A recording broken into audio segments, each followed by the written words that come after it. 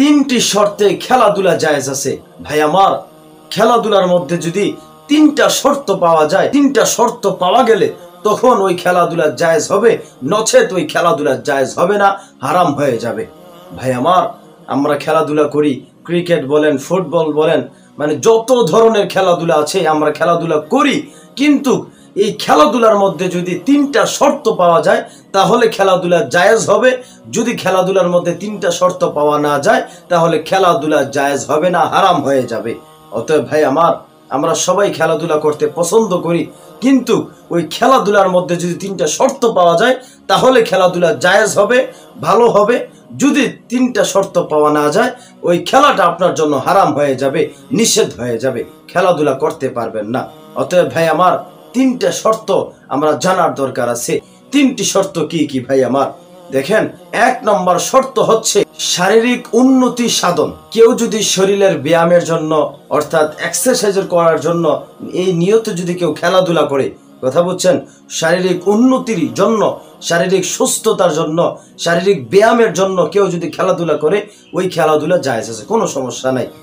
কথা বুঝছেন ভাই আমার? এক নম্বর শর্ত, যদি আপনি শারীরিক উন্নতি সাধনের জন্য আপনি খেলাধুলা করেন, ফুটবল বলেন, ক্রিকেট বলেন, মানে যত ধরনের খেলা আছে, মানে শারীরিক উন্নতি হবে, ব্যায়াম হবে, কথা বুঝছেন, এক্সারসাইজ হবে, শরীরটা ভালো থাকবে, ওই নিয়ত করে যদি একটু খেলাধুলা করেন তাহলে ওই খেলাধুলাটা আপনার জন্য হারাম হবে না, নিষেধ হবে না, জায়েজ হবে ইনশাআল্লাহ, সমস্যা নাই।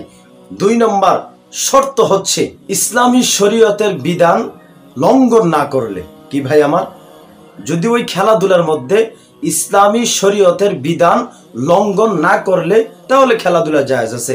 দেখেন, আমরা তো ফুটবল খেলি অথবা ক্রিকেট খেলি, মানে যেইটাই খেলি, বেশিরভাগ ফুটবল খেলি আমরা ছোট ছোট প্যান্ট পরে, কথা বুঝছেন, আমরা ছোট ছোট প্যান্ট পরে খেলাধুলা করি। এইভাবে খেলাধুলা করেন তাহলে জায়েজ হবে না। সতর ডাকা কিন্তু ফরজ ভাই আমার, তাহলে আপনি সতর ডাকতেছেন না, কথা বুঝছেন, আপনার নাভি দেখা যাচ্ছে, আপনার হাঁটু দেখা যাচ্ছে, উরুদ মানে রান দেখা যাচ্ছে, তাহলে ওই খেলাটা আপনার জন্য জায়েজ হবে না, এটা আপনার জন্য হারাম হয়ে যাবে, কথা বুঝছেন। এমন পোশাক পরে খেলাধুলা করা যাবে না, যেই পোশাক পরা ইসলামী হারাম করেছেন, যেন ইসলামী বিধিবিধান শরীয়ত যদি লঙ্ঘন না হয়, কথা বুঝছেন। ছোট ছোট প্যান্ট পরে খেলবো না, মানে যত ধরনের, যদি খেলার মধ্যে ইসলামী বিধিবিধানের লঙ্ঘন হয়ে যায় কোনো বিষয়, তাহলে ওই খেলাটা আপনার জন্য হারাম হয়ে যাবে। যদি না হয়, ইসলামী বিধিবিধানের লঙ্ঘন যদি না হয়, তাহলে ওই খেলাটা খেলতে পারবেন, কোনো সমস্যা নাই। তিন নম্বর শর্ত হচ্ছে অর্থ অপচয়, অর্থাৎ জুয়া লাগানো। কি লাগানো ভাই? জুয়া লাগানো, কথা বলছেন, খেলার মধ্যে জুয়া লাগানো হয়, কথা বলছেন, 500, 1000, 2000, 5000, 1 লাখ, 50,000, 30,000 জুয়া লাগায়া যে খেলাটা খেলা হয়, অর্থ অপচয় করে যে খেলাটা খেলা হয়, ওই খেলাটা জায়েজ হবে না। আপনারা বুঝতে পারলেন, জুয়া লাগানো, জুয়া অথবা টাকা লাগানো, অর্থ অপচয় করে যে খেলাটা খেলবে ওই খেলাটা জায়েজ হবে না। আমাদের খেলাধুলার মধ্যে যদি তিনটি শর্ত পাওয়া যায় তাহলে খেলাধুলা জায়েজ হবে, না হলে খেলাধুলা জায়েজ হবে না।